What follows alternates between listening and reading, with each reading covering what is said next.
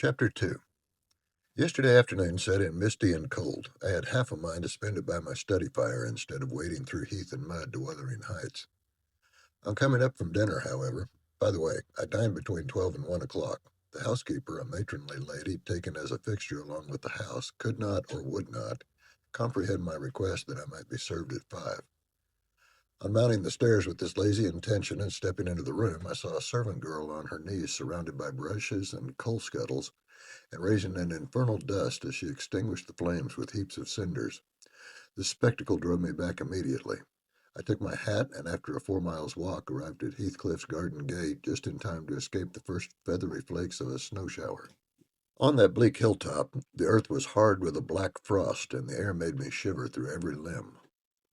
Being unable to remove the chain, I jumped over and running up the flagged causeway bordered with straggling gooseberry bushes, knocked vainly for admittance till my knuckles tingled and the dogs howled.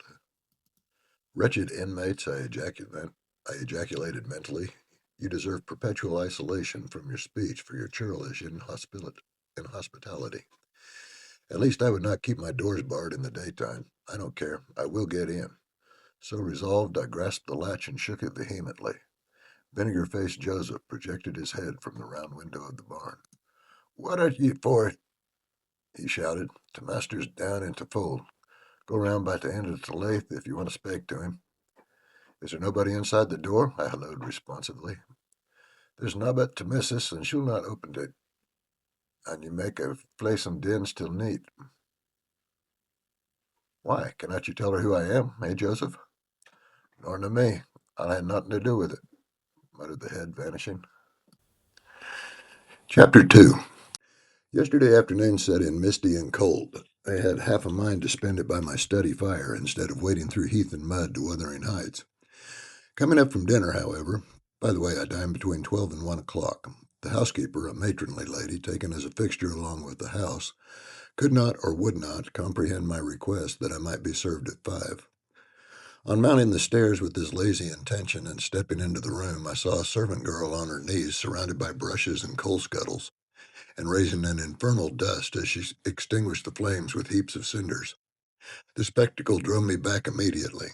I took my hat and after a 4 miles walk arrived at Heathcliff's garden gate just in time to escape the first feathery flakes of a snow shower. On that bleak hilltop, the earth was hard with a black frost, and the air made me shiver through every limb. Being unable to move the chain, I jumped over and, running up the flagged causeway, bordered with straggling gooseberry bushes, knocked againly for admittance till my knuckles tingled and the dogs howled. "Wretched inmates," I ejaculated mentally, "you deserve perpetual isolation from your species for your churlish inhospitality. At least I would not keep my doors barred in the daytime. I don't care. I will get in." So resolved, I grasped the latch and shook it vehemently. Vinegar-faced Joseph projected his head from a round window of the barn. "What are you for?" he shouted. "T' master's down into fold. Go round by the end of the lathe if you want to speak to him." "Is there nobody inside to open the door?" I hallooed responsively. "There's no but t' missus, and she'll not open and you make your flaysome dins till night." "Why? Cannot you tell her who I am, Joseph?" "Nor to me. I'll have no hand with it," muttered the head, vanishing. The snow began to drive thickly. I seized the handle to essay another trial when a young man without coat and shouldering a pitchfork appeared in the yard behind.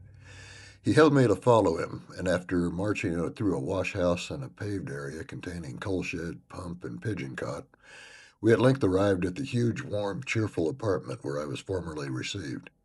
It glowed delightfully in the radiance of an immense fire compounded of coal, peat, and wood, and near the table, laid for a plentiful meal, I was pleased to observe the missus, an individual whose existence I had never previously suspected. I bowed and waited, thinking she would bid me take a seat. She looked at me, leaning back in her chair, and remained motionless and mute. "Rough weather," I remarked. "I'm afraid, Mrs. Heathcliff, the door must bear the consequence of your servants' leisure attendance. I had hard work to make them hear me." She never opened her mouth. I stared. She stared also. At any rate, she kept her eyes on me in cool, regardless manner, exceedingly embarrassing and disagreeable.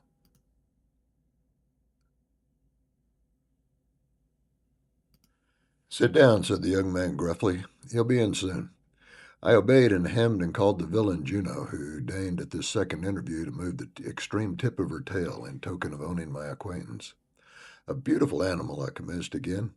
Do you intend parting with the little ones, madam? They're not mine, said the amiable hostess, more repelling than Heathcliff himself could have replied. Ah, your favorites are among those? I continued, turning to an obscure cushion full of something like cats.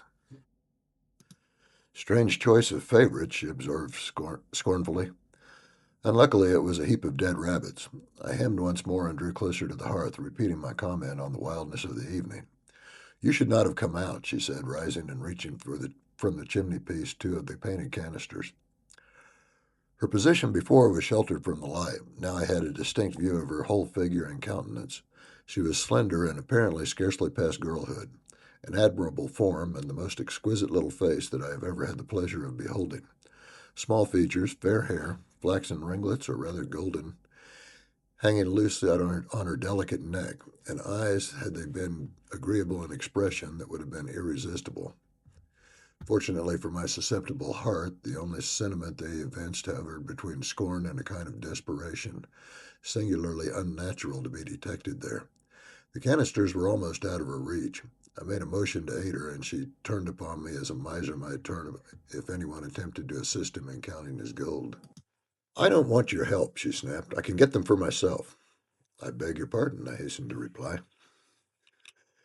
Were you asked to tea? She demanded, tying an apron over her neat black frock and standing with a spoonful of leaf poised over the pot. I shall be glad to have a cup, I answered. Were you asked? She repeated. No, I said, half smiling. You are the proper person to ask me.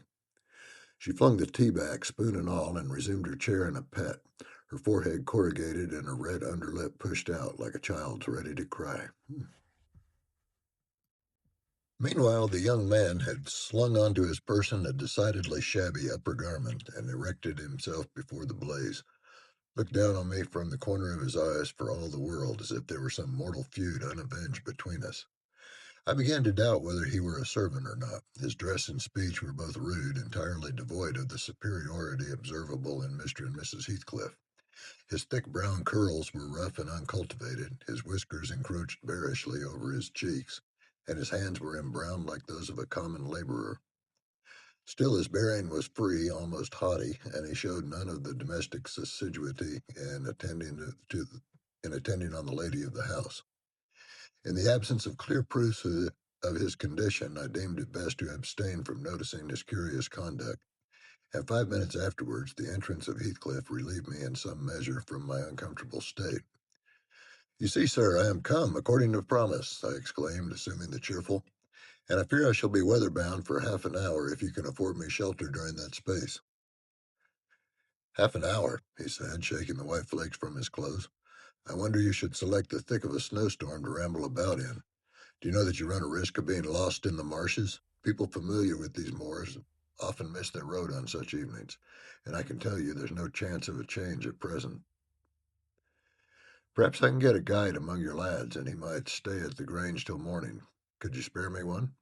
No, I could not. Oh, indeed. Well, then I must trust to my own sagacity. Hmm. Are you going to make the tea? Demanded he of the shabby coat, shifting his ferocious gaze from me to the young lady.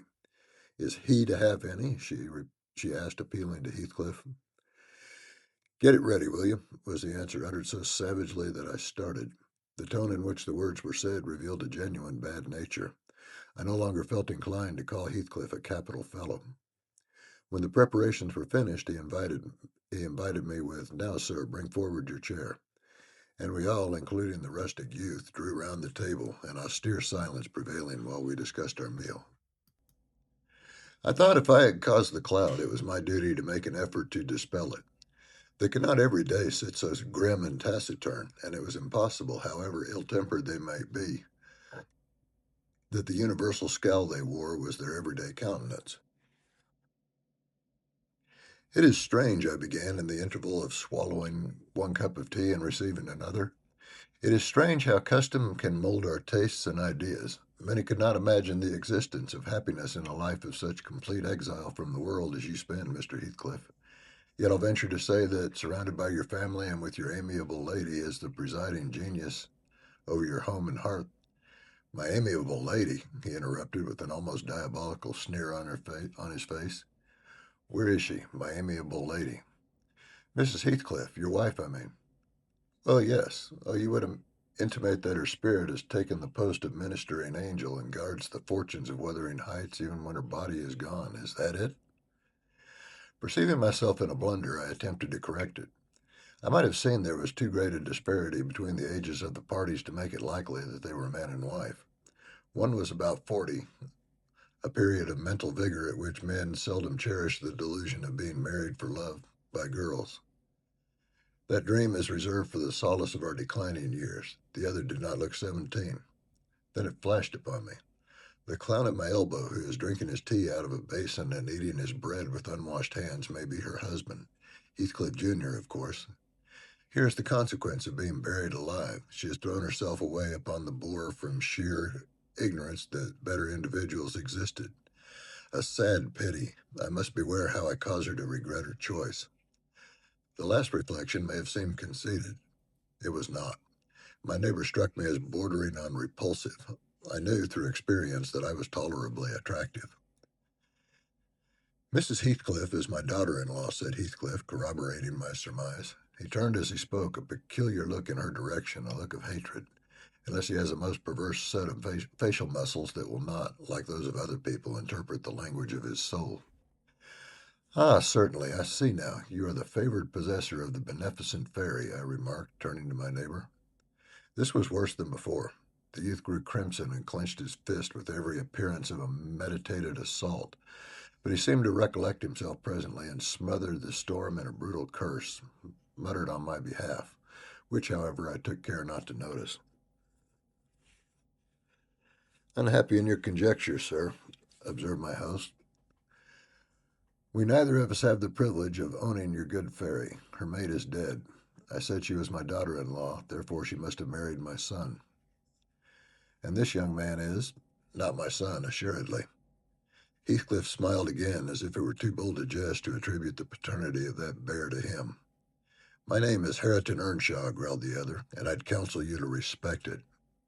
I shall no disrespect, was my reply, laughing internally at the dignity with which he announced himself. He fixed his eye on me longer than I cared to return the stare for fear I might be tempted either to box his ears or render my hilarity audible. I began to feel unmistakably out of place in that pleasant family circle. The dismal spiritual atmosphere overcame, and more than neutralized, the glowing physical comforts around me, and I resolved to be cautious how I ventured under those rafters a third time. The business of eating being concluded, and no one uttering a word of sociable conversation, I approached a window to examine the weather. A sorrowful sight I saw. Dark night coming down prematurely, and sky and hills mingled in one bitter whirl of wind and suffocating snow. I don't think it's possible for me to get home now without a guide, I could not help exclaiming. The roads will be buried already, and if they were bare, I could scarce distinguish a foot in advance. I could scarcely distinguish a foot in advance. Harriton, drive those dozen sheep into the barn porch. They'll be covered if left in the fold all night, and put a plank before them, said Heathcliff. How must I do? I continued with rising irritation. There was no reply to my question, and on looking around I saw only Joseph bringing in a pail of porridge for the dogs and Mrs. Heathcliff leaning over the fire diverting herself with burning a bundle of matches which had fallen from the chimney piece as she restored the canister to its place. The former, when he had deposited his burden, took a critical survey of the room and in cracked tones grated out, I wonder how you can fashion to stand there in idleness and wear when all him's going out. But you're a naught, and it's no use talking. You'll ne'er mend o' your ill ways, but go straight to the devil like your mother afore ye. I imagined for a moment that this piece of eloquence was addressed to me, and sufficiently enraged, stepped toward the aged rascal with the intention of kicking him out of the door. Mrs. Heathcliff, however, checked me with her answer. You scandalous old hypocrite, she replied. Are you not afraid of being carried away bodily whenever you mention the devil's name? I warn you to refrain from provoking me, or I'll ask your abduction as a special favor. Stop. Look here, Joseph, she continued, with taking a long, dark book from a shelf. I'll show you how far I've progressed in the black art. I shall soon be competent to make a clear house of it. The red cow didn't die by chance, and your rheumatism can hardly be reckoned among providential visitations. Oh, wicked, wicked, gasped the elder. May the Lord deliver us from evil. No, reprobate. You are a castaway. Be off, or I'll hurt you seriously. I'll have you all modeled in wax and clay, and the first who passes the limits I fix shall, I'd not say what he shall be done to, but you'll see. Go, I'm looking at you. The little witch put a mock malignity into her beautiful eyes, and Joseph, trembling with sincere horror, hurried out, praying and ejaculating, "Wicked!" as he went. I thought her conduct must be prompted by a species of dreary fun, and now that we were alone, I endeavored to interest her in my distress. Mrs. Heathcliff, I said earnestly, you must excuse me for troubling you. I presume because with that face, you, I'm sure you cannot help being good-hearted. Do point out some landmarks by which I may know my way home. I have no more idea how to get there than you would have how to get to London. Take the road you came, she answered, ensconcing herself in a chair with a candle and the long book open before her. It is brief advice, but as sound as I can give. Then if you hear of me being discovered dead in a bog or a pit full of snow, your conscience won't whisper that it was partly your fault? How so? I cannot escort you. They would not let me go to the end of the garden wall. You? I should be sorry to ask you to cross the threshold for my convenience on such a night, I cried. I want you to tell me my way, not show it, or else persuade Mr. Heathcliff to give me a guide. Who? There's himself, Earnshaw, Zilla, Joseph, and I. Which would you have? There are no boys at the farm? No, those are all. Then it follows that I'm compelled to stay. That you may settle with your host. I have nothing to do with it. I hope it will be a lesson to you to make no more rash journeys on these hills, cried Heathcliff's stern voice from the kitchen entrance. As to staying here, I don't keep accommodations for visitors. You must share a bed with Hareton or Joseph if you do. I can sleep on a chair in this room, I replied. No, no. A stranger is a stranger, be he rich or poor. It will not suit me to permit anyone the range of this place while I am off guard, said the unmannerly wretch. With this insult, my patience was at an end. Uttered an expression of disgust and pushed past him into the yard, running into Earnshaw in my haste. It was so dark that I could not see the means of exit, and as I wandered around, I heard another specimen of their civil behavior amongst each other. At first, the young man appeared about to befriend me. I'll go with him as far as the park, he said. You'll go with him to hell, exclaimed his master, or whatever relation he bore. And who is to look after the horses, eh? A man's life is more consequent. A man's life is of more consequence than one night's neglect of the horses. Somebody must go, murmured Mrs. Heathcliff, more kindly than I expected. Not at your command, retorted Hareton. If you set store on him, you better be quiet. Then I hope his ghost will haunt you, and I hope Mr. Heathcliff will never get another tenant till the Grange is a ruin, she answered sharply. Hearken, hearken, she's cursing on him, muttered Joseph, towards whom I had been steering. He sat within earshot, milking the cows by the light of a lantern, which I seized unceremoniously, and calling out that I would send it back on the morrow, rushed to the nearest postern. Master, master, he's stealing the lantern, shouted the ancient, pursuing my retreat. Hey, Nasher, hey, dog, hey, wolf, hold him, hold him. On opening the little door, two hairy monsters flew at my throat, bearing me down and extinguishing the light, while a mild guffaw from Heathcliff and Hareton put the copestone on my rage and humiliation.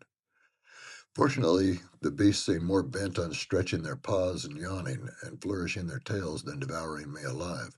But they would suffer no resurrection, and I was forced to lie till their malignant masters pleased to deliver me. Then, hatless and trembling with wrath, I ordered the miscreants to let me out, on their peril to keep me 1 minute longer, with several incoherent threats of retaliation that, in their infinite depth of virulency, smacked of King Lear. The vehemence of my agitation brought on a copious bleeding at the nose, and still Heathcliff laughed, and still I scolded.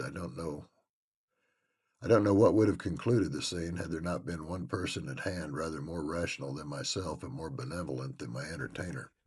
This was Zillah, the stout housewife, who at length issued forth to inquire into the nature of the uproar. She thought that some of them had been laying violent hands on me, and not daring to attack her master, she turned her vocal artillery against the younger scoundrel. "Well, Mr. Earnshaw," she cried, "I wonder what you have agate next. Are we going to murder folk on our very doorstones? I see this house will never do for me. Look at the poor lad, he's fair choking. Wisht, you might go on so. Come in, and I'll cure that. There now, hold you still." With these words, she suddenly splashed a pint of icy water down my neck and pulled me into the kitchen. Mr. Heathcliff followed, his accidental merriment expiring quickly in his habitual moroseness. I was sick exceedingly, and dizzy and faint, and thus compelled perforce to accept lodgings under his roof. He told Zillah to give me a glass of brandy, and then passed on to the inner room, while she condoled me with her sorry predicament, and having obeyed his orders, whereby I was somewhat revived, ushered me to bed.